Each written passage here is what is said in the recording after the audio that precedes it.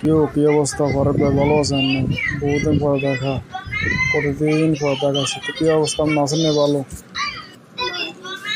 আরে রুবেল, আসি বলো, তোর কি অবস্থা?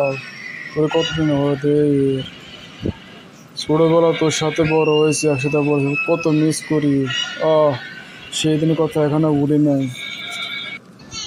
ও ভাই, আগের দিনে কত মিস করি। আমি নাঙ্গো বাড়িতে যেতাম, আবার আমি আর নাঙ্গো বাড়িতে যেতাম বই।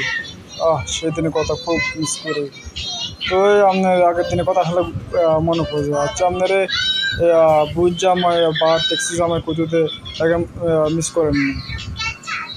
রুবেল, সেদিনের কথা খুব মিস করি। তুই আঙ্গ বাড়িতে যেতাম, আমি তোকে বাড়ি যাইতাম।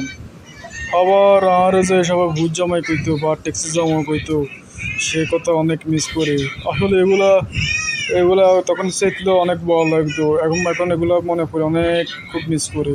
এগুলো অনেকে মজা করে বলতো, বুঝি এগুলো বুঝি। তো বুঝতে পারছি না, তো ব্যাকে মিস করেন। আর জানে যে বেতন খাবার কথা মনে আছে না? বেতন খাইতেন গেছেন যে।